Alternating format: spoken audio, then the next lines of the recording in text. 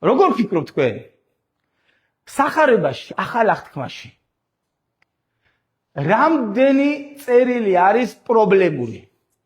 ანუ პრობლემური ეკლესიები, ან შეიძლება პრობლემური ხალხი ყოფილიყო, პრობლემური ქვეყანა ყოფილიყო და მათთვის მიეწერათ წერილი. როგორ ფიქრობთ თქვენ? აი, რამდენი გაგახსენდებათ ესეთი წერილი, რომ პრობლემური არის? ყველაზე პრობლემური წერილები. რამდენი გახსენდებათ? ვინა თქვა 7.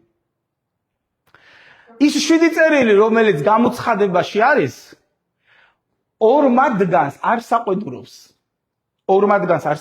ორ ეკლესიას საყვედურს არ ეუნება, რომ იცოდეთ. ხო, ორი ეკლესია არის, რომელსაც არ საყვედურობს. არა, მე 7 წერილს არ გულისხმობ, რასაც იესო ქრისტე უგზავნიდა. მე პავლე მოციქულის დაწერილ წერილებს გულისხმობ. აი, პრობლემური წერილი, რომელიც შეიძლება რომ შეგხვდეთ. ერთი გალატელები, მართალია. კორინთელები, მეორე კორინთელები მართალია. ერთიც დარჩა, ერთიც. ესე იგი, გალატელები, ესე იგი, კორინთელები და კიდე ერთი. კიდე ერთი. აბა, მიდი უნდა გამოიცნოთ. არა. ძალიან მნიშვნელოვანია. მინიშნება მოგცეთ? ავტორმა არც კი მიუთითა თავისი სახელი. ებრაელები. ესე იგი, 3 ჩამოვთვალეთ და ზუსტად არის. გალატელები თქვეს, კორინთელები თქვეს და ებრაელები თქვეს. აი, ეხლა ეს 3 წერილი მართლა გვხდება ჩვენ სახარებაში, რომ პრობლემური ადამიანები არიან, პრობლემური წერილებია, ძალიან დიდი პრობლემები არის და კითხვა ისმევა, რატომ არის ეს ეკლესიები პრობლემურები და რამ გამოიწვია მათი პრობლემურობა, იმიტომ რომ გალატელებს სულით ჰქონდათ დაწყებული. მაგრამ ხედავთ, რომ ხორცში გადავიდნენ. რატომ ხდება ეს? ამასინად ფიქრობდი ამ საკითხებზე და ძალიან ხშირად როცა რაღაცა სიტუაცია არის და რაღაცა პრობლემა გვხვდება, მახსენდება ხოლმე და გამახსენდა ერთი ადგილი და ეს არის ლუკას სახარების მეხუთე თავის 39 მუხლი. არც ერთი ძველის მსმელი არ მოისურვებს ახალს, რადგან იტყვის ძველის ჯობიაო. აი, ამ სიტყვებზე ძალიან ხშირად ბევრს ფიქრობ ხოლმე და თითოეულ ჩვენთანაც გვჭირდება ამაზე დაფიქრება, იმიტომ რომ იესო ამბობს, არც ერთი ძველის მსმელი არ მოისურვებს ახალს, იმიტომ რომ იტყვის ძველის ჯობიაო და ეს იმაზეა საუბარი, როცა უფალი აცხადებს და ამბობს, რომ ახალი ღვინო, რომელიც მე მოვიტანე, ახალი მოძღვრება, ახალი სულის ძალა, სიცოცხლე, თავისი მოძრაობით, თავისი დუხილით, თავისი ერთ ადგილზე არ გაჩერებით.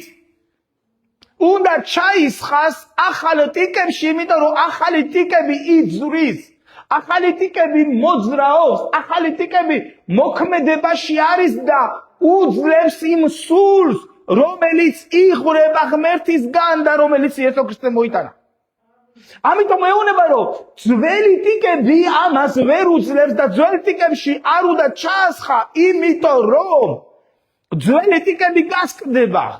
ამას ვერ მიიღებს ძველი ტიკი და ამის შემდეგ ამბობს ზუსტად, არც ერთი ძველის მსმელი არ მოისურვებს ახალს, რადგან იტყვის ძველის ჯობიაო. აი, ეს ვიფასებო ძალიან სერიოზული გამოცხადება არის. ძალიან სერიოზული დამაფიქრებელი არის. მე აგიხსნით, რაში არის საქმე, რას გულისხმობდა იესო ქრისტე. ჩვენ ვიცით, რომ როცა უფალი მოვიდა, სად დაიწყო უფალმა თავისი მოწაფეების მოძებნა? იერუსალიმის ტაძარში? კაპერნაუმის სინაგოგაში? ბეთხასტასაუსთან? სად დაიწყო მან მოწაფეების მოძებნა? მან დაიწყო მოწაფეების მოძებნა ქუჩაში, იორდანესთან, იერუსალიმის ქუჩებში, ის ადამიანები, რომლებიც საერთოდ რელიგიურები არც იყვნენ. არა და წესით უფალი, რომელიც მესია იყო და მოდიოდა ისრაელთან უნდა გამოცხადებულიყო ტაძარში, ასე ეწერა რომ უეცრად მოვა ამ ტაძარში უფალი, ღვთის ტაძარში მოვა უფალი. კი ბატონო მოვიდა იქ და ტაძარშიც დადიოდა, მაგრამ ადამიანები ხალხნო არჩია ქუჩიდან, ადამიანები არჩია ზღვიდან, მდინარიდან, როცა მებადურები იყვნენ, როცა ნავებს თუ ბადეებს აკერებდნენ. ხდებით?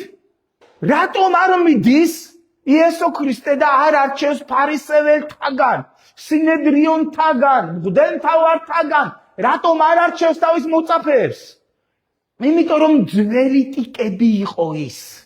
და თუ ვინმე ძველიდან ეცდებოდა რომ თავისი გამოეტანა შიგნიდან ძველიც და ახალიც, თავისი გამოცდილებას, თავისი შეხედულებას, თავისი სწავლებას, თავისი ხორციელობას, თავისი სიბრძნეს, თუ ვინმე ეცდება რომ გამოიტანოს და მიიღოს ახალი, ის გახდება ცათასასუფეველის ძე, უფალი ამბობს. მაგრამ ვინც ამას არ ეცდება, ის ვერ ღებულობს ამას. ნახეთ, მოდი 37 მუხლიდან წაგიკითხავთ. წეგან 39 წავიკითხე. მეხუთე თავი, ლუკას სახარება. არავინ ჩაასხავს ახალ ღვინოს ძველ ტიკებში, თორემ ახალი ღვინო გახეთქავს ტიკებს და ღვინოც დაიღუპება და ტიკების დაიღუპება. არამედ ახალ ღვინოს ახალ ტიკებში ასხავენ. არც ერთი ძველის მსმელი არ მოისურვებს ახალს, რადგან იტყვის ძველის ჯობიაო. ძალიან ხშირად ძვირფასებო, ძველი აზროვნება, აი, უმეტესად, არ ვიცი, ბანკს თქვენთვის ნათქვამი. პრობლემები ძალიან ხშირად ადამიანებთან არის ხოლმე, რომლებიც ძველი მორწმუნეები არიან, ძველი აზროვნების ხალხი არიან, ძველი ტრადიციების გამტარებლები არიან, რაღაც ჩაკეტილები არიან, ყველაფერი თითქმის ამ ადამიანება იციან. გესმით?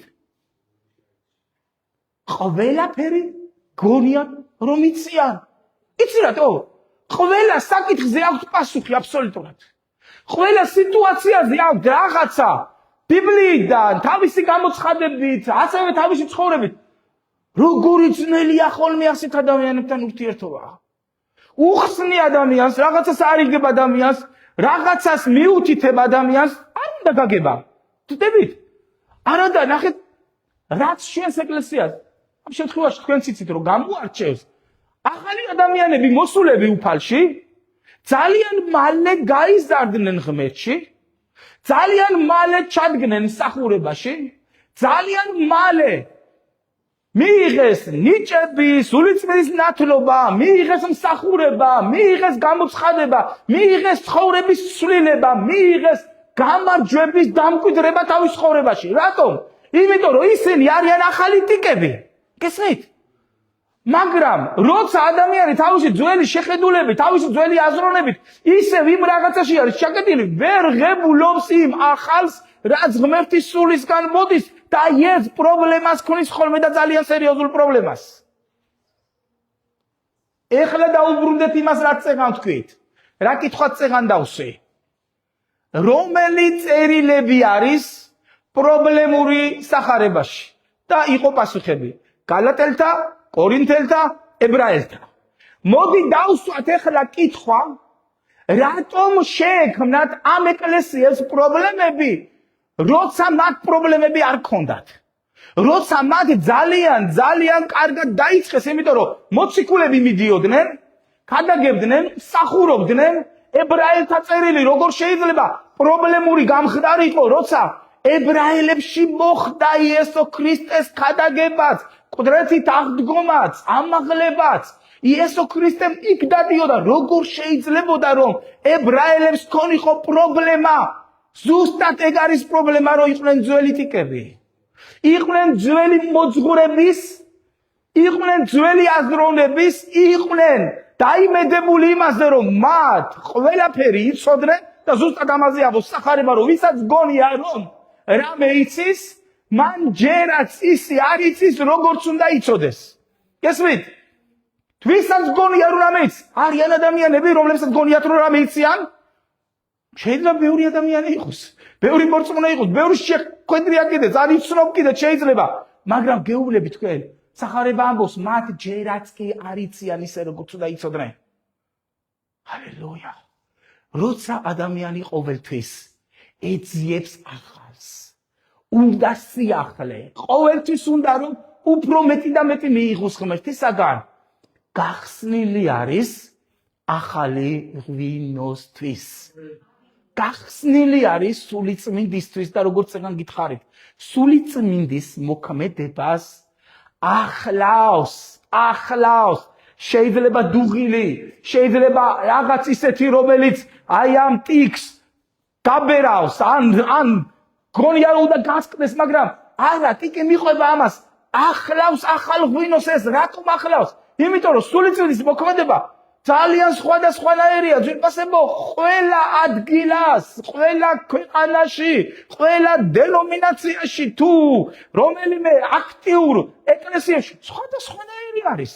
სადღაცა ისე მოქმედებს, სადღაცა ისე მოქმედებს, სადღაცა სხვანაირად ვერ იტყვი, რომ აი იქ რომ ჩემნაირად არ მოქმედებს, ეს ღმერთის სული არ არის. ღმერთთან დაიფაროს, ასეთ რამეს ადამიანები ამბობენ, სამწუხაროა რომ ამბობენ, მაგრამ ჩვენ ასეთ რამეს არასოდეს არ ვიტყვით, იმიტომ რომ ჩვენ უყურებთ შედეგს და უყურებთ ნაყოფს, იმიტომ რომ სადაც ადამიანები იკურნებიან, სადაც ადამიანები ინანიებენ, სადაც ადამიანების ცხოვრება იცვლება, სადაც ადამიანები ღმერთს ემსახურებიან, სადაც ღმერთის სიყვარული იღვრება მათში და ამ ყველაფერს ღმერთის სული და მისი მოქმედება აკეთებს, ჩვენ ამას მივესალმებით და ვხარობთ. გვიხარია. ჰალელუია. დაუბრუნდეთ სამ ეკლესიას. გალატელთა, კორინთელთა და ებრაელთა წერილი. რატომ იყო ამ ეკლესიებში პრობლემები? რატომ შევიდა პრობლემები გალატელთა ეკლესიაში, ამ კორინთელების ეკლესიაში? ხო კარგად დაიწყეს, ხო სულით დაიწყეს. ჰალელუია. ძალიან მნიშვნელოვანია ძვირფასებულას გეუბნებით. სადაც ჩაერივდნენ ებრაელები თავისი ძველი აზროვნებით და შეხედულებით, სიყველგან მოიტანეს არეულობა. სადაც ძველი პიკები იწყებენ მოქმედებას და ღვრიან, ასე რომ თქვა, თავის იმ ძველ ღვინოს და ასწავლიან ადამიანებს, ყველგან შეიტანეს პრობლემა, ყველგან აბსოლუტურად.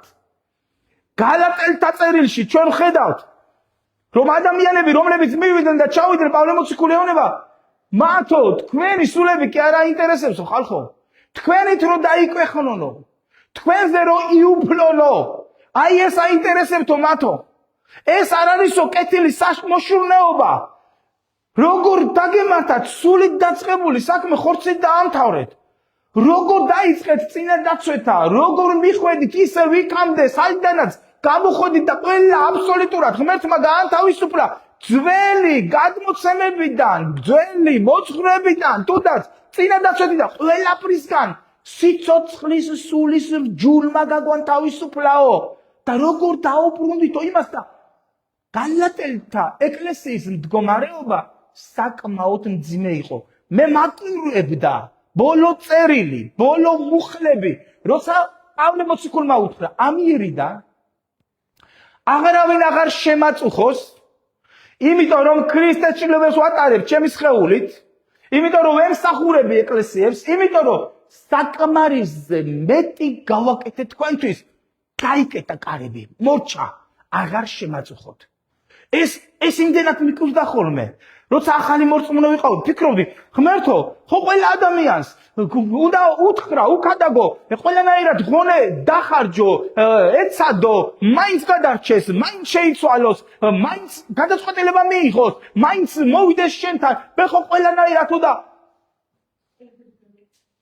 ვეცადო რო ადამიანი, რამენაირად ისევ ქრისტესთან მოვიყვანო. პავლე მოციქული ნახეთ, სულ სხვა რამეს ამბობს. ამიერიდან აღარ შემაწუხოთ, წერილიც კი არ მომწეროთ. საკმარისზე მეტი მაქვს თქვენთვის გაკეთებული. თუ მიღება გინდოდათ, უდავიგეხოთ თუ არა და აი ამ წერილით შეგონება გამოგიგზავნეთ და მიიღეთ ეს. ამის შემდეგ მორჩა დამთავრდა გალატიაში ჩემი მსახურება. გესმით? საოცარი ადგილი არის და მე ვიცი რომ ღმერთს აქვს თავისი მოთმინების ფიალა. ღმერთს აქვს რაღაც სადამდე შეუძლია რომ მოითმინოს ადამიანს ელოდოს ადამიანის ნაბიჯების გაკეთება სურს რომ დაინახოს, მაგრამ თუ ადამიანი არ დგავს ამ ნაბიჯებს იკეტება მადლის ტახტის კარები მისთვის. ნახეთ, გახსოვთ ვენახში რომ მივიდა და მებაღეს ეუბნება აი ამ ლეღვის ხესო უკეო 2 წელიო თუ 3 წელიო ვარ მოდივარ ხედავ ნაყოფი არა აქვსო რატომ უნდა ფიტავდესო მიწასო მოჭერიო უნაყოფო არისო. გესმით? გახსოვთ ადრე შევეხი ამ საკითხზე ვისაუბრებ როცა ვენახის პატრონი მიდის ვენახში რატომ უყურებს ლეღვის ხეს? ვენახს ხო ასხია. ვენახთან ხომ ყველაფერი კარგად არის. ვენახში ხო მოხვედი და ყველაფერი საუკეთესოდ არის. რა შუაშია ლეღვის ხე, რომელიც არც ვენახში დგა, ვენახის გარეთ და სადღაც ღობეს და რა შუაშია? 3 წელი თან, როცა ვენახში მოდიხარ, ვენახზე პრობლემა არა გაქვს და არ გითქვია რომ იმ წელს არ იყო კარგი მოსავალი, ვენახზე არაფერს არ ამბობ, ამბობ ლეღვის ხეზე. რა შუაშია ლეღვის ხე იყოს თავისთვის, ფოთლები აქვს, ჭდილი აქვს, ვიღაც დაჭდილი. ვერ ეგუება ღმერთი თავის ტერიტორიაზე, თავის საშრომში, თავის ხანაში, თავის ვენახში. თავის მინდორში ვერ შეგუება იყოს უნაყოფო ხე. გესმით? მაგრამ მებაღე რომელიც ზრუნავს ყველაფერზე ეუბნება მოდი აი ამ წელსაც ვაცადოთ. მოდი ამ წელსაც ვაცადოთ. მე ვიღებ პასუხისგებლობას, მე კიდევ მოუდოხნე, კიდევ დაუბრუნავ, სასუქს მივცემ, კიდევ მოურცხავ, გავმარგლით, ყველაფერს ვიზავ, იქნებ მოიტანოს ნაყოფი. დავაცადოთ, გესმით? და აძლევს უფლებას რომ დააცადოს. ღმერთის მოთმინების ფიალად სადღაც ივსება. გესმით? ამიტომ გალატეთა წერილს როცა წერს პავლე მოციქული ბოლოში მიაწერა ამიერიდან აღარავინ აღარ შემაწყვოს. იმიტომ რომ საკმარისზე მეტი მაქვს თქვენთვის გაკეთებული. ეხლა იქუდა ვიქადაგო, იქუდა მოვემსახურო, სადაც მწყურვალები არიან და სადაც ღებულობენ. გესმით? ეს შეიძლება თითოეულმა ადამიანმა მიიღოს თავისთავად და თქვას რომ სადღაც შეიძლება ღმერთის მოთმინების ფიალა აისოს ჩემს ცხოვრებაში და დაიკეტოს კარები. ბევრი ადამიანის ცხოვრებაში დამდგარა. ბევრი ადამიანის ცხოვრებაში დასმილა წერტილი, ძვირფასებო. დღეს შენ ღმერთი გიცავს, შენ სიცოცხლეს იცავს, შენი სიცოცხლე უჭირავს ხელით. შეიძლება აქამდე ჩვენ ცოცხლებიც არ ყოფილიყავით, რო არა ღმერთის მადლი, მისი სიყვარული, მისი კურთხევა, მისი წყალობა, ღმერთმა მოიტანა აი ეს კურთხევა და ცვლილება თითოეულ ჩვენთაგანის ცხოვრებაში. ჰალელუია. ამიტომ გალატელებს მიწერა და წერტილი დაუსვა მორჩა თქვენთვის. მოდი თქვათ. კორინთელთა წერილი. მოდი ერთი ადგილი წავიკითხოთ. ნახეთ. მეორე კორინთელთა მე-11 თავის მე-19 და მე-20 მუხლებია. ვინაიდან თქვენ გონიერი ხალისით იწყნარებთ უგნურებს. რადგან იწყნარებთ თუ ვინმე დაგიმონებთ, თუ ვინმე შეგსანსლავთ, თუ ვინმე დაგიფროთ, თუ ვინმე გაყოყოჩდება, თუ ვინმე სახეში გცემთ, შესაცხენად ვამბობ ამას, თითქოს დაუძურდით. მაგრამ თუ ვინმე გაკადნიერდება და რაიმეს დაიკითხვის უგნურებით ვიტყვი, მეც გავკადნიერდები და ამის შემდეგ უთითებს იმას, ვინ აურია მათ გონება. და ნახეთ რას ამბობს. ისინი ებრაელები არიან, მეც. ისინი რომლებიც შენთან შემოვიდნენ, თამოვიდნენ თქვენთან და არეულობა შემოიტანეს, ებრაელები არიან, მეც ებრაელი ვარ. ისინი ისრაელიანები არიან, მეც. აბრაამის ძენი არიან, აბრაამის შთამომავალი, მეც. და ყველაფერი აბსოლუტურად, რაც კი თვითონ პავლე მოციქულმა გააკეთა კორინთელებისთვის, წარმოიდგინეთ, არც ერთის შრომას არ უდრიდა, იმიტომ რომ თავისი გული ჩადო, მან დაიწყო ეს მსახურება, მან მიიყვანა იქამდე, სადაც იყო მისული და შემდეგ უკვე მოდიან ადამიანები, იუდეველები, ვიღაც საიდანაც ებრაელები, რომლებიც იწყებენ ისევ ჯურზე ქადაგებას, იწყებენ ისევ ჩვენ გადაგვემორჩილოთ, ჩვენ გვაქვს ძალაუფლება, ჩვენგან მოგვეცა კურთხევა, ჩვენ შეგვიძლია მარტო ქადაგება. პავლე მოციქული განდევნილია, აღებულობს იერუსალიმის ეკლესია, აღებულობს სხვა ეკლესიები, რომლებიც ჩვენ გვემორჩილებიან, აღებულობდნენ პავლე მოციქულს ეკლესიები, გესმით? მაგრამ მრავალი წელი პავლე უყურებდა ღმერთს, აგრძელებდა მსახურებას, არ ჰქონდა მნიშვნელობა პავლე მოციქულისთვის. იერუსალიმში მიღებული იყო თუ არ იყო მიღებული? იერუსალიმი იყო ასეთი სახელი, თითქოს სვეტები იყვნენ იქ ეკლესიის. იქ პეტრე, იაკობი, იოანე, ჩვენ ხედავთ რომ მათ წინააღმდეგობა ჰქონდათ ერთმანეთში. პეტრეს და პავლეს დაპირისპირებას ვხედავ ანტიოქიაში. ბარნაბას და პავლეს დაპირისპირებასაც ვხედავთ. იაკობთან რომ რაღაცა ისე ვერ იყო და იაკობისგან მოსული ხალხი სხვა მოძღვრებით და სხვა ტრადიციებით რო იყვნენ ჩაკეტილები, ჩვენ ამას სახარებიდან ვხედავთ. თუ ჩვენ გვინდა რომ სიღრმისეულად ჩავწვდეთ სახარებას, უნდა დავინახოთ რომ ძველი ტიკები, ძველი მორწმუნეები, ძველი აზროვნების ხალხი, ძველი გადმოცემის ადამიანები ყოველთვის ყველგან ქმნიდნენ პრობლემას, იმიტომ რომ არ შეეძლოთ ახლის მიღება, რადგან წეხან წავიკითხეთ, არ შეუძლია ძველის მსმელმა თქვას, რომ ახალი კარგია, ახალი მინდა, არ მოისურვებს, რა ძალიან ცუდი არის. ძებასებო, აი ეს მუხლი ხლა რაზეც ყურადღებას ვამახვილებ, ძალიან მნიშვნელოვანი უნდა იყოს ყველა იმ ადამიანისთვის, რომელიც თუნდაც ძველ აზროვნებაში არის ჩაკეტილი.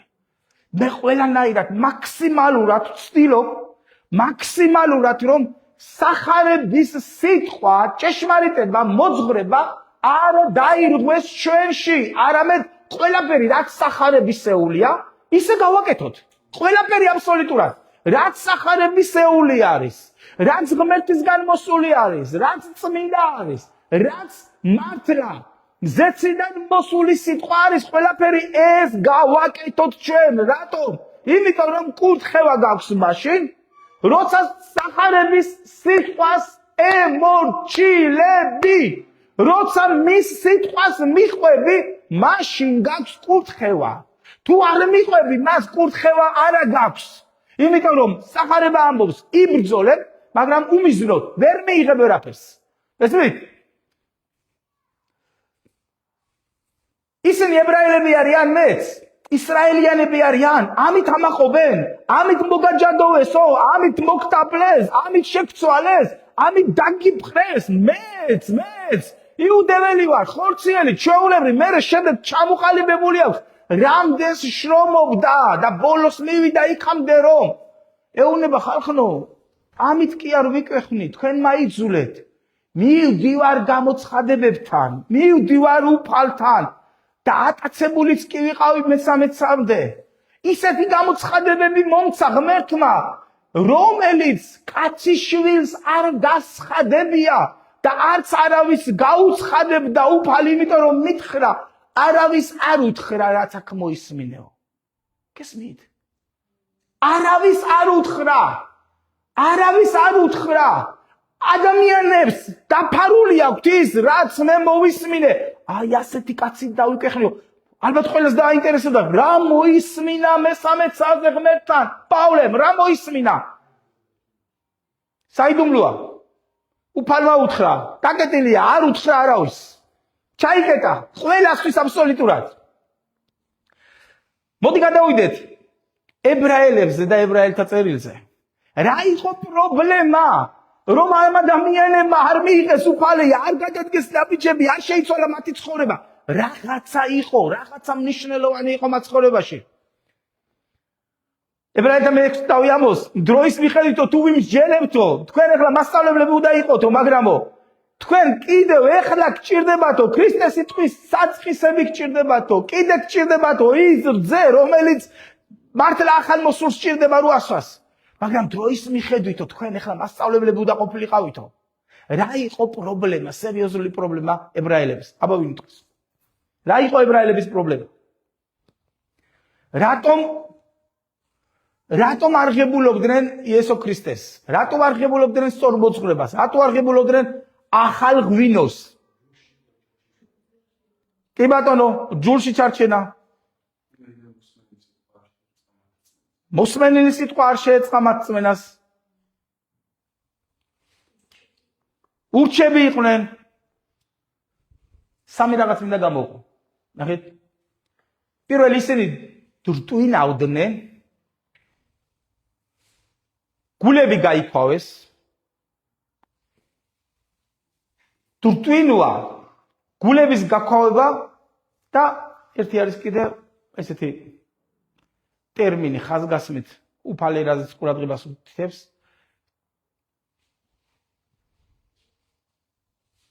ყურმძიმენი გახდითო. ყურმძიმენი გახდითო. ნეტა რა არის ეს ყურმძიმეობა? როცა ადამიანი ზის და ვერ ისმენს. როცა ადამიანი ზის და არაფერი შესდის გონებაში. რტვინვა ეს რა არის? როცა ადამიანი ისმენს რაღაცას, მაგრამ თავისში ამუშავებს, თავისში მიუსადაგებს საწინააღმდეგოს, თავისში შიგნით გაშიფრავს, თავისში აფასებს და ეუბნება ეს საწინააღმდეგოა, ეს ესე არ უნდა იყოს. არა, მე ესე ვიცი, მე ესე ვისწავლე, არა, ეს მიუღებელია. რტვინავს ადამიანი, იმიტომ რომ რასაც ისმენს, თავისი შინაგანი ამას არ ეთანხმება განძის შინაგანში. ხდებით? გულის გაქვავება, ხშირ შემთხვევაში გულის გაქვავება არ არის ის, რომ მოისმინე და ვერ გაიგე. ან ყურმძიმე ხარ, არა. ხშირ შემთხვევაში გულის გაქვავება იცით რა არის? როცა ისმენ, იცი რომ ზუსტად მასეა. მაგრამ იმდენად იქვავებ და ისასტიკებ გულს, რომ ეწინააღმდეგები. შეგნებულად ეწინააღმდეგები. გესმით? შეგნებულად ეწინააღმდეგები. იცით ასეთი მაგალითები? როცა ხედავდნენ იესო ქრისტეს ნიშნებს და სასწაულებს, რომელიც მისი ხელიდან ხდებოდა. ბევრმა ირწმუნა, მაგრამ შეეწინააღმდეგა მაინც. ადამიანები, რომლებმაც იციან, რომ სულიწმილის მოქმედება რეალურია და სულიწმილის მოქმედება ნამდვილია, ჭეშმარიტია, მაგრამ რეალურად მაინც ეწინააღმდეგები. ეს არის გულის გაქვავება, არ ღებულობ იმას. შედარებული არის ეს, როცა ებრაელები გამოიყვანა ეგვიპტიდან, გახსოვთ? და ხედავდითო თქვენ 40 წელიწადია ჩემს სასწაულებსო. მაგრამ მაინც გაიქვავითო გულები. ხედავდით ჩემს სასწაულებს, ყველა სასწაული ნახეთ, მაგრამ გულები გაიქვავით. ეს არის შეგნებულად უარის თქმა იმაზე, რაც უფლისაგან მოდის და შენ შინაგანს არ ერწყმის, იმიტომ რომ არ გინდა ამის მიღება. გესმით? აი ეს იყო სერიოზული პრობლემა ებრაელების წერილის მიმართ, ებრაელების მიმართ, თვითონ ერის მიმართ. ეს იყო სერიოზული პრობლემა. ამიტომ იესო ამახვილებს ყურადღებას, ძველის მსმელი არ იტყვის. არასოდეს არ იტყვის, რომ ახალია კარგი. ან ახალი მინდა, არ იტყვის. ღმერთმა დაიფაროს თითოეული ჩვენთაგანი ვიყოთ ის ადამიანები, რომლებიც ვამბობდეთ, რომ ახალი არ გვინდა. პირიქით, ღმერთო, ძალიან ხშირად ლოცულობ, ვეუბნები უფალს, ახალი სიახლეც მოიტანე, ახალი მოქმედებაც მოიტანე, ახალი ნიჭებიც მოიტანე, ახალი, არ ვიცი, გამოცხადება, ყველაფერი გჭირდება ჩვენ ახალი, იმიტომ რომ ძველმა განვლო, ახლა ყველაფერი ახალია, ამბობს ახალება. შენი ძველი დასრულდა, ეხლა არის ყველაფერი აბსოლუტურად ახალი. და აი ამ ახალში დამკვიდრდი და ის ახალი იმიტომ არ მოდის, რომ შენ გვერდი აგიაროს. ის ახალი იმიტომ მოდის, რომ შენში შეცვალოს, რაც შესაძლებელია და შენში დარჩეს. გესმით? იცი, ყველაფერი როგორც დასაწყისში დავიწყეთ, ძვირფასებო, სულიწმიდასთან ურთიერთობით მოდის. სულიწმინდასთან ურთიერთობით არის ყველაფერი აბსოლუტურად. როცა შენ იწყებ მასთან ურთიერთობას, გამოყოფ დროს, როგორც გითხარით, და შემდეგ უკვე მოდის ღმერთისგან გამოცხადება. შემდეგ მოდის ღმერთისგან ჩამოღრა იმ სიბრძნის, იმ შეხედულების, იმ აზროვნების, იმ მიმართულების თუნდაც, იმ ახალი სიახლეების, რა გამოცხადებაც ღმერთს უნდა რომ შენში მოიტანოს და როცა ამას ხედავ, თან ბიბლია გიმოწმებს, თან ხედავ წიგნში, სხვადასხვა ადგილებზე, იგივე მუხლები, იგივე ავტორები, იგივეს ლაპარაკობენ, ხარობ, იმიტომ რომ ეს არის ცოცხალი სიტყვა, რომელიც ღმერთის გამოვიდა. ძალიან ხშირად არის ხოლმე ძვირფასებო შემთხვევა. ნახეთ, ესე იგი, სადღაცა რომელიღაცა ეკლესია ქადაგებს რაღაცა თემაზე, რაღაც საკითხზე, რაღაც გამოცხადებას, რაღაც მნიშვნელოვანს და უცბად ხედავთ, რომ რაც ღმერთმა მოიტანა ჩვენთან ერთ დროს, იგივე არის იქ. ანუ ხედავთ, რომ ერთ სულში ხარ. რაზეც მაგალითად აქ საუბრობ, ვიღაც სადღაც აფრიკაში, სადღაც ამერიკაში, სადღაც ევროპაში, სადღაც იქით ფილიპინებში, იგივე გამოცხადებაზე ლაპარაკობს და ხარობ, რომ ერთი სულია, იმიტომ რომ ჩვენ არც ერთნაირად ვიცით და არც უკავშირდებით ერთმანეთს, მაგრამ ღმერთის სულმა რაც იქ მოიტანა, იგივე არის აქ.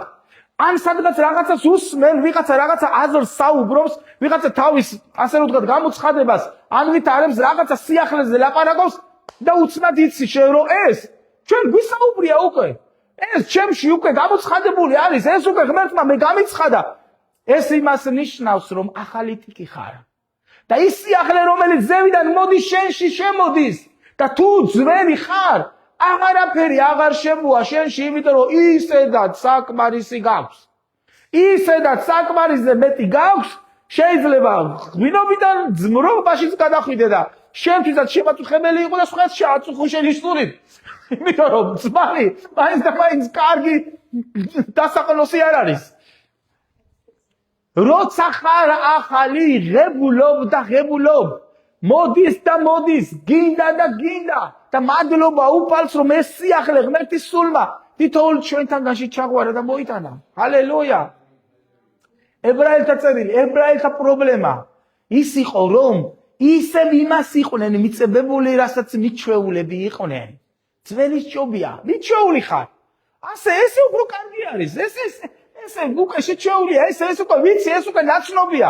მაგრამ სიახლე არის იმისთვის კარგი, რომ მრავალმა ადამიანმა მიიღოს ეს ცოცხალი წყალი, ეს ცოცხალი ღვინო და მრავალ ადამიანში იყოს ცვლილება, იმიტომ რომ ძველები, როგორც სახარებაც გვეუბნება, აღარც კი დარჩნენ საერთოდ ებრაელობის ისტორია, საერთოდ სხვა ფურცლიდან იწერება, იმიტომ რომ იესო ქრისტემ წინასწარ იცოდა და იწინასწარმეტყველა და უთხრა, თუ მე ნედლ ხეს ეს მემართება ჩემზე ნიტირიხათ ხალხო, თქვენ თავზე, თქვენ შვილებზე იტირეთ, იმიტომ რომ რა დაემართება ხმელს, რა დაემართება მას, ვინც მე არ მიმიღო. და ჩვენ ხედავთ იესო ქრისტეს შემდეგ, როგორ ანგრევენ საერთოდ იერუსალიმს, მერე ტაძარით დაანგრიეს, გაანადგურეს საერთოდ, აღარ მისცეს უფლება, რომ იქ დამკვიდრებული იყოს, საერთოდ იუდეველს უფლება არ ქონდა თავის მიწაზე ჩასულიყო. წარმოიდგინეთ, 1000-ზე მეტი, 1800 დაახლოებით წელი გაგრძელდა. 1900 წლამდე გაგრძელდა, რომ მათ უფლება არ ქონდათ თავის მიწაზე ჩასულიყვნენ და დამკვიდრებულიყვნენ. გესმით? მაგრამ ის სწავლება, რაც კორინთელებს მიწერა, რაც გალატელებს მიწერა, რაც ებრაელებს მიწერა, ჩვენს სასწავლებლად დღესაც 2000 წელია, რაც ქრისტიანობა ვკითხულობთ. ის ყველა შეცდომა, პრობლემა, რაც იყო მათში, ჩვენ რომ არ გავიმეოროთ. ჩვენ ვარ გაგვისასიკდეს გულები. ჩვენ ვარ დავრჩეთ იმ ძველში. ჩვენ ვარ დავრჩეთ იმ პრობლემაში. ღმერთის სიტყვა გვარიგებს და ეს სიტყვა მარადიული არის ღმერთის, რომელიც ცვლის თითოეული ჩვენთაგანის გულს. ნეტა დღეს როგორ უყურებს საქართველოს ეკლესიებს თუ სულიერ მდგომარეობას უფალი? ხო შეიძლება რომ გაინტერესებდეს. მეც მაგალითად, აგერ ჩვენს ეკლესიაზე ძალიან დიდი სიამოვნებით მოვისმენდი ღმერთის შეგონებას, ღმერთის სიტყვას, ღმერთის დარიგებას, ძალიან დიდი სიამოვნებით მოვისმენდი. როცა ვხედავ ხოლმე აი ამ ნაყოფს, როცა ვხედავ ადამიანებს, რომლებმაც თავისი ძველი ცხოვრება მიატოვეს და შემოტრიალდნენ უფლისკენ. როცა ვხედავ ამ ახალ მოსულებს, როგორ უცბად იზრდებიან, როგორი გულწრფელები ხდებიან, როგორ გახსნილები ხდებიან, ყოველთვის ვამბობ, ღმერთო, ეს არის შენი დამსახურება.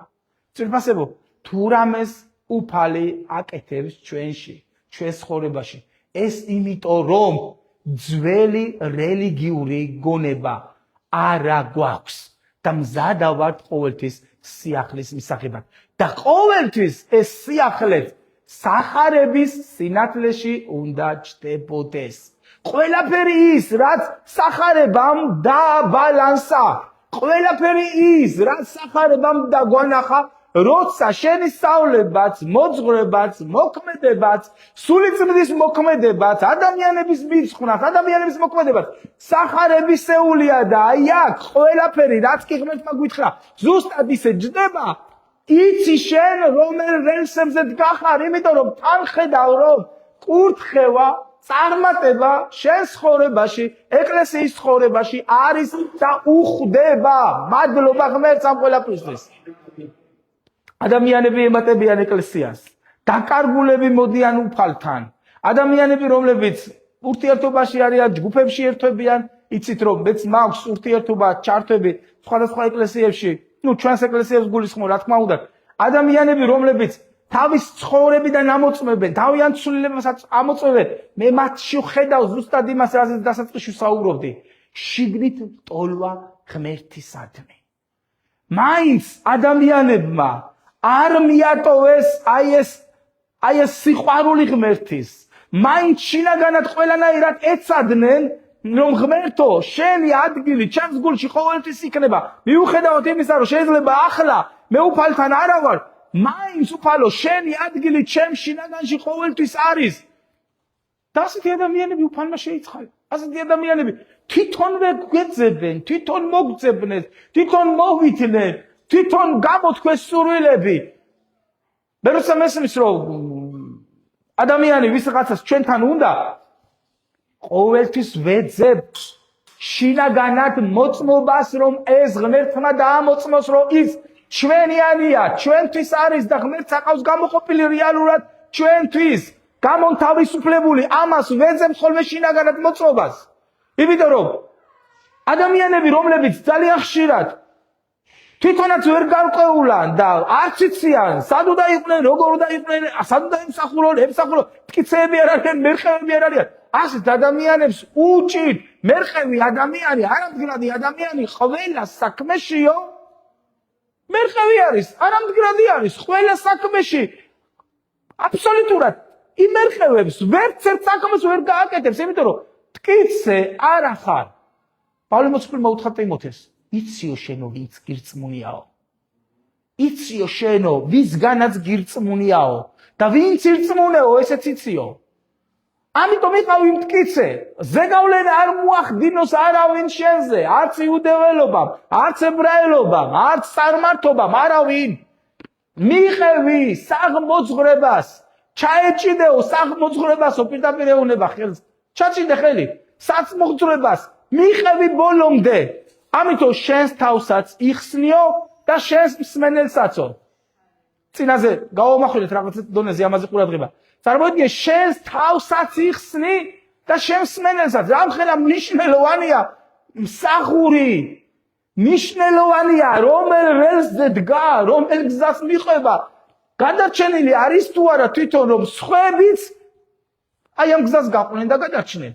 იმიტომ რომ თუ მსახური არ უყურებს უფალს და არ მიყვება, ნაყოფები და კურთხევა არ არის. მოსული ადამიანები კიდევ. ძალიან მნიშვნელოვანია, რასაც გეტყვით ახლა. ეკლესიაში მოსული ადამიანები თუ არ შეხვდნენ ღმერთს, სერიოზულ პრობლემას ქმნიან ეკლესიაში და სერიოზული პრობლემა იქნება ეკლესიაში, სადაც ადამიანები ღმერთს არ ცნობენ. სერიოზული პრობლემები არის მე ეკლესიაში, რატომ იცი?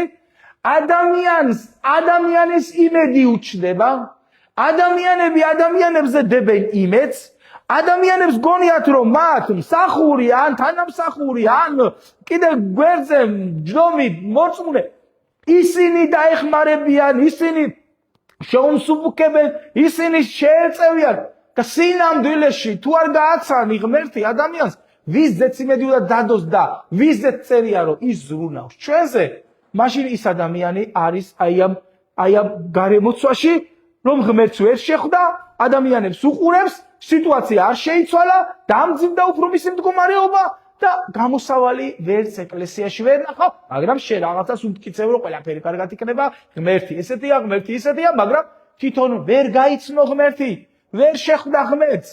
არ იცნობს ღმერთს რომ მართლა მას და მის ცხოვრებას ცვლის და პასუხისმგებლობას ღებულობს. გასმით, აი ეს არის ძალიან დიდი პრობლემა, როცა ადამიანი იქ არ მიდის, სადაც უნდა მივიდეს და სადაც ღმერთმა დაუძახა. სადაც ღმერთი ეძახის და სადაც ღმერთს უნდა რომ ადამიანი იდგეს და ადამიანი იყოს, შენ თუ იმ ადგილას არ მიხვედი და იქ არ ახარ, მაშინ აზრი არ აქვს იმ ადგილზე ყოფნას, იმიტომ რომ ვერ მიიღებ იმას, რაც უფალმა ჩაღვარა უკვე შენში. ან რაც უნდა უფალს რომ შენში ჩაღვაროს და სხვაში ჩაღვარა. ის რაც ეკლესიაში ხდება, ეს არის ცოცხალი ურთიერთობა ღმერთთან. ამიტომ მოსული ადამიანები ძალიან ხშირად მაინტერესებს ხოლმე, ღმერთმა მოიყვანა თუ თვითონ აქვს სურვილი, მაგრამ როცა ხედავ ხოლმე და როცა მოწონვაც მაქვს ხოლმე და ადამიანების თინაგანად ამბობენ, რომ მე ასეთ მდგომარეობაში, აქედან მოვედი და უკვე ხედავ, რომ ამ ადამიანების ცხოვრება მომენტალურად იცვლება, ხარობ და ვეუბნები ღმერთს, დიდება შენ უფალო. მახსენდება ხოლმე ის აღთქმა, რომელიც უფალმა მითხრა. დაახლოებით 6 წლის უკან, როცა მსახურებას ვიწყებდი. მალევე არ გამხსენებია, მერე და მერე მახსენდებოდა. ასეთი სიტყვა იყო, მე მაქვს ადრე თქვენს ნათქვამი. შენს გარშემო შემოუკრებო ადამიანებს, ერთგულებს, მწყურვალებს, როგორცო გედეონს შემოუკრებეო. გედეონის ირგვლივ ძალიან ბევრი ადამიანი არ იყო, 300 იყო შემოკრებელი. შემოუკრებო შენს გარშემო, ჯერ 300 არა ვართ მე მგონი. თუ არ ჩავთვლით მსმენელებს, რომლებიც ინტერნეტით გვისმენენ, იმიტომ რამდენიმე ათასი ნახვა აქვს ხოლმე ლაივებს და მადლობა ღმერთს, ბევრს ეხმარება. ღმერთმა აკურთხო თითოეული მსმენელი ადამიანი, ვინ ჩვენ გვისმენს, უფალმა აკურთხოს, მაგრამ ნახეთ, ძალიან მნიშვნელოვანია. ჰალელუია. შენს გვერდით შემოუკრებ ადამიანებს, რომლებიც ერთგულები იქნებიან, რომლებიც მემეძებენ, რომლებსაც უნდათ რომ მემსახურონ და ეს მერე და მერე გაცხადდა და გამახსენა უფალმა.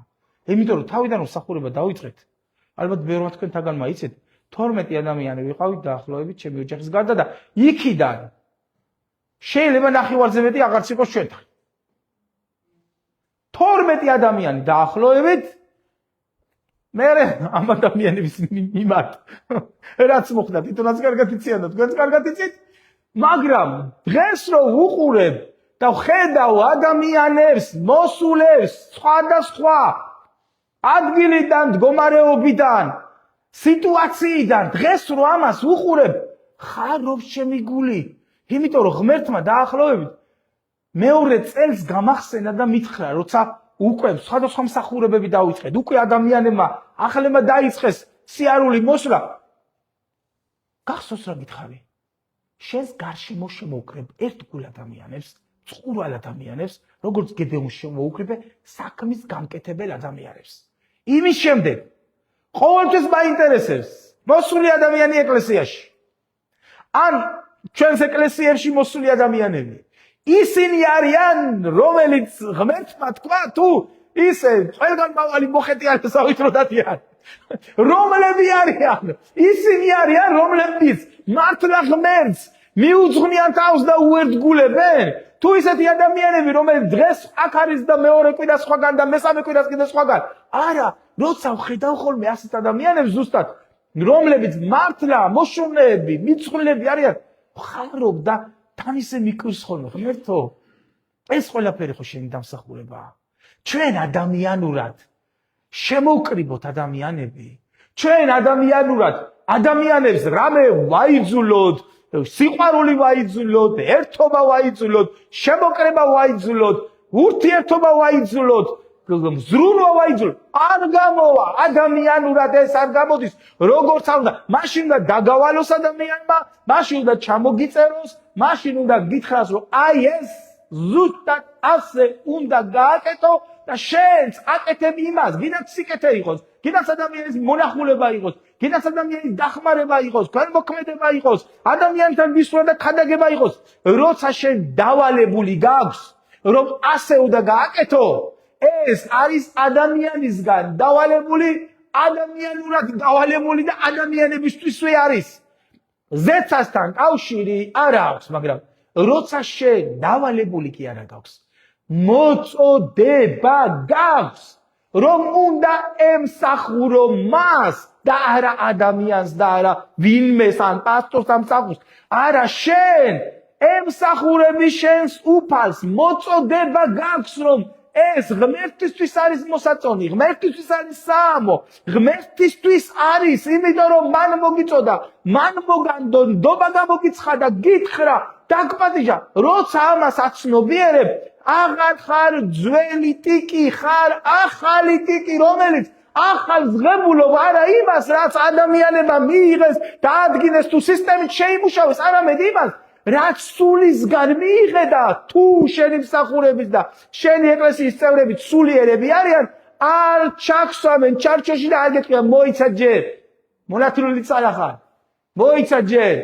ჯერ კიდევ დრო არის, მოიცა ჯერ, კიდევ უნდა გამოიცადო, მოიცა კაცო ჯერ, ჯერ 1-3 წელი გავიდეს, 1-4-5 წელი გავიდეს, დაგინახოთ ერთი, მართლა დადიხარ ეკლესიაში, მართლა ხვდები და ადამიანი ვეღარ ხვდება ღმერთს, ადამიანი უყურებს ადამიანს, რომელმაც უთხრა, 1-2 წელი 3 წელი გავიდეს, მოიცა ჯერ უნდა მოინათლო, მოიცა ჯერ ამას თავი უნდა დაანებო, იმას უნდა დაანებო თავი, ამ ყველაფერს თავის მოწოდებას ადამიანი კარგავს, ესმის და ღმერთისგან კი აღარ არის ის წარმართული, არამედ იმ ძველი აზროვნებისგან, იმ ძველი ტიკების მოძღვრებიდან, რომ ჯერ ეს არა, თუ სულით მოწოდებული ადამიანი, სანამ ანთია და საქმის გაკეთება უნდა, არ შეუშალო ხელი. იმიტომ რომ ღმერთმა თუ დაუძახა და მოუწოდა, რატომ უნდა დააბკოლო ადამიანი, როცა ღმერთს ემსახურება. აი ამ ღმერთის მსახურებაში, თუ რამე პრობლემაა მის ცხოვრებაში, ყველაფერს მოიშორებს. ღმერთი ყველაფერს ჩამოაშორებს, იმიტომ რომ შენი სისხლი კი არ დაღვრილა მისთვის. იესო ქრისტეს სისხლი დაიღვარა. შენ კი არ მიეცი ხსნა, იესო მისცა ხსნა. ამიტომ შენ მსახურო და თუნდაც პასტორო თუ ეპისკოპოსო ვინც არ უნდა იყოს, არა გაქვს უფლობა მასზე. უფლობის უფლება არა გაქვს. ხვდებით? რომ იუფლო, არა, რომ რასაც მე გეტყვი ისე უნდა გააკეთო, არა, მიეცი საშუალება ღმერთის სულს და ასეთი ადამიანები იზრდებიან, ასეთი ადამიანები ღმერთს ხვდებიან, ასეთი ადამიანები არიან კურთხეულები და წარმატებულები, იმიტომ რომ მათ მისცეს შანსიც, საშუალებაც, რომ ღმერთისთვის ემსახურა. ჩვენ სახარებაში ასეთი ადამიანები ყავს. ონისიმე ფილიმონის წერილი რო ვახსენეთ წეღან, ერთ-ერთი ისეთი ადამიანი იყო, რომელიც პავლე მოციქულმა თავის ბორკილებში შვა, ანუ ზეციდან იშვა ის ადამიანი. რა უნდოდა ციხეში პატიოსან, კურთხეულ, 60 წელიწად მორწმუნე გამოვლილ ადამიანს, რა უნდოდა ციხეში? არ იყო ის მორწმუნე, არ იყო ის ადამიანი პატიოსანი, არ იყო ის ადამიანი წმიდა, ციხეში იყო და ბორკილები ედო მას.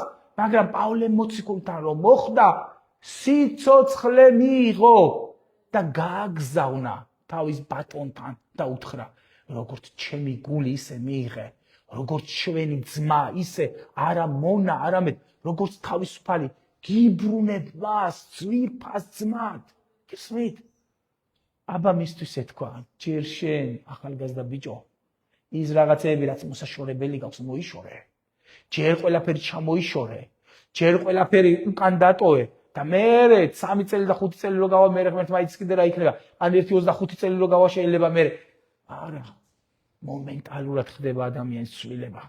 ოღონდ მიეცი გზა, მიეცი სავალი, მიეცი არ ჩაკეტო ძველი აზროვნებით, ძველი ტიკი, ამას ვერ შეეგუება ახალი ჯერ. არ ხდები მე მას არ ვაბობრო, ისეთ მსახურებებს მიანდობ რო ახალს სადღაც პასტორად დააყენებ, რაღაც არა, მიეცი საშუალება. მოდი ავიღოთ ტიმოთე. როგორ ფიქრობთ თქვენ? ტიმოთეს ღმერთმა მოწოდებაც მისცა, მაგრამ პავლე მოციქულში არ ჩადო, რომ ტიმოთე აეყვანა და გვერდში დაეყენებინა?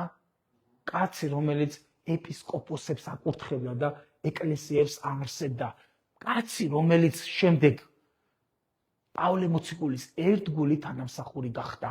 პავლე მოციქულმა დაინახა ახალგაზრდა ბიჭი და თქვა, ღმერთისგან მიიღო გამოცხადება, ეს ადამიანი გვერდში დაიყენე, გამოგადგება.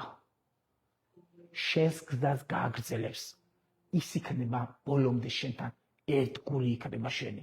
გესმით? შეიძლება იმ წუთას ტიმოთეს ის მდგომარეობა არ ქონდა, მაგრამ იმ მოწოდებამ, რომელიც ღმერთისგან მიიღო და პავლემ არ დააბრკოლა ეს მოწოდება და გამოიხმაურა და გამოყო ეს ადამიანი. ჩვენ ხედავთ როგორ კურთხევას მიაღწია. ბევრი ესეთი მაგალითი შეგვიძლია თელი ბიბლიიდან მოვიყვანოთ. კიდას გედეონი რო ახსენეთ, ვინ იყო გედეონი?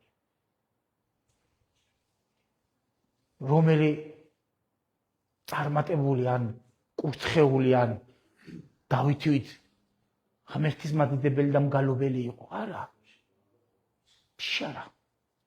ადამიანი, რომელიც იმ სიტუაციაში ეშინოდა, რა თქმა უნდა, გასაგები არის, მაგრამ იმალებოდა. ადამიანი, რომელიც საკუთარი თავის გადარჩენაზე ფიქრობდა. ღმერთმა სად მოუწოდა? რაღაც დაინახა ღმერთმა მასში. იცი რა დაინახა? რაც ყველაზე ძალიან მოწონს ღმერთს. როცა ღმერთი რაღაცას ჩაგძახებს და უყოყმანოდ აკეთებ. არ უყურებ აბსოლუტურად არავის. არ უყურებ აბსოლუტურად არავის. არაფერს. როგორც ეხლა თქვით პავლე მოციქულზე. როგორც კი ჩასწახა ღმერთმა, როგორც კი გამოეცხადა ღმერთი, მაშინვე დაიწყო მსახურება. მიუხედავად იმისა, რომ იერუსალიმში ავიდა და მათთან ერთად მსახურება უნდოდა, ღმერთმა უთხრა, არ მიგიღებენ. ეს ჩემი შვილები ცოტა სხვანაირებიანი. ეს ებრაელები ცოტა სხვანაირი არ მიგიღებენ. შენს მოწმობას ჩემზე გაეცალე. ტაძარში გამოეცხადა და უთხრა, ვისზე უთხრა არ მიგიღებენ? იუდეველებზე არა ხალხო. მორწმუნეებზე უთხრა. ცრუ ძმებს, იქ ძმებს შორის განსაცდელზე ლაპარაკობს. არ მიგიღებენ. გაეცალე, სხვა ადგილას უნდა მიგაგზავნო და იქ გაგაკეთებინებ საქმეს. და წამოვიდა პავლე მოციქული და ღმერთმა ჩვენ ვიცით, იმდენად აკურთხა თავის მსახურებაში, მისთვის მნიშვნელობა არ ჰქონდა რას ამბობდნენ იერუსალიმში.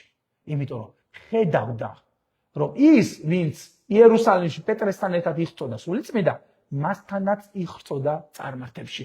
და ხედავთ ჩვენ შემდეგ ამის მოწმობას. ამიტომ შენ არ გაინტერესებდეს, ვინ ღებულობს და ვინ არ ღებულობს.